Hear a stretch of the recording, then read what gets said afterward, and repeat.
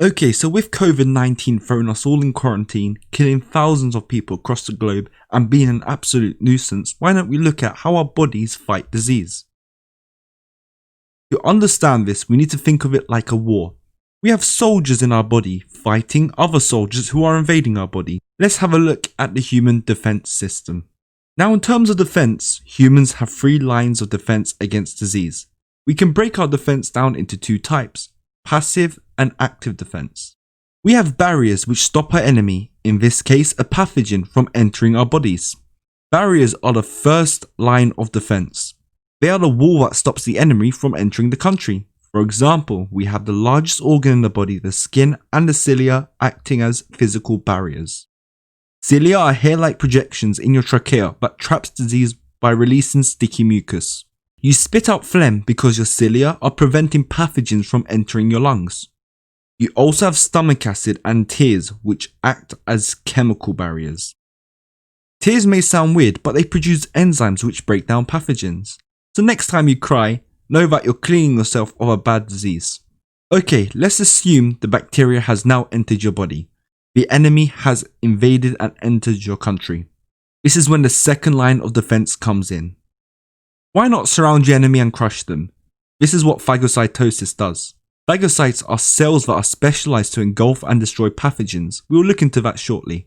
Also, why not make the climate very hot for your enemy to give him a hard time? Well, this is when fevers kick in. Note that pathogens don't cause fevers, your own body does. Your own body increases the temperature to kill pathogens. The fever will burn the pathogen essentially. Now, if for whatever reason this did not work and the pathogens are still in your body, they are posing a huge threat. But don't worry, you have the third and final line of defense. Here, your bodies will do a last ditch attempt to save you. It is almost like the 300 Spartans at Thermopylae, the last stand if you will. This is when your immune system releases cells called lymphocytes, which are like the special forces. They are the elite force which will deal with this pathogen. Lymphocytes release antibodies, which are like missiles and bullets towards the pathogens to kill them. Finally, if this is successful, your body will learn the weakness of the pathogens and produce something called memory cells. Memory cells will help your bodies react quicker in fighting the same pathogen the next time it enters your body. We'll learn more about memory cells when we talk about vaccinations.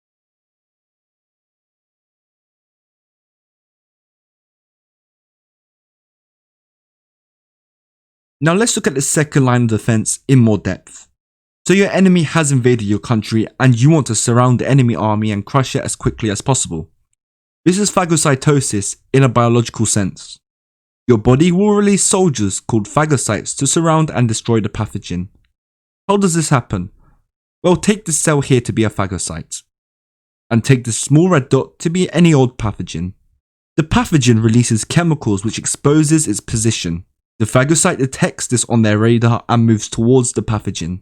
Once the phagocyte and pathogen meet, the much larger phagocyte will begin to engulf the pathogen, in other words, completely surround it. Once the encirclement is complete like so, the phagocyte will essentially eat the pathogen. It releases enzymes that break the pathogen down.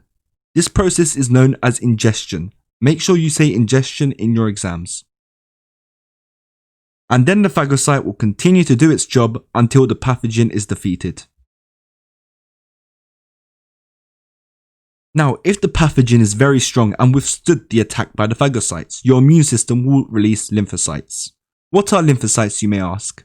Well, lymphocytes are a type of white blood cell that is made in the bone marrow and lymph tissue, hence the name lymphocytes. For analogy purposes, let's pretend that they are the special forces, the elite force if you will. They will make proteins called antibodies. Think of antibodies to be the missiles and bullets that are fired towards the enemy. Take this A-star drawing of this process. Here is a lymphocyte, the soldier. These weird Y shapes are called the antibodies, the missiles being fired towards the enemy. Now I know antibody sounds bad because it says antibody, but they are your friends. They could have named them antipathogen. I have no idea why they're named antibodies, it just sounds bad, but antibodies are good. Here is a pathogen, the bad guy, the enemy. Lastly, the pathogens have these projections called antigens. Now, antibodies are special because they are specific in targeting certain antigens. Antibodies bind to the antigen and kill the pathogen. They kill the pathogen by blocking the antigen so they cannot bind to human cells and thus hijack the cells.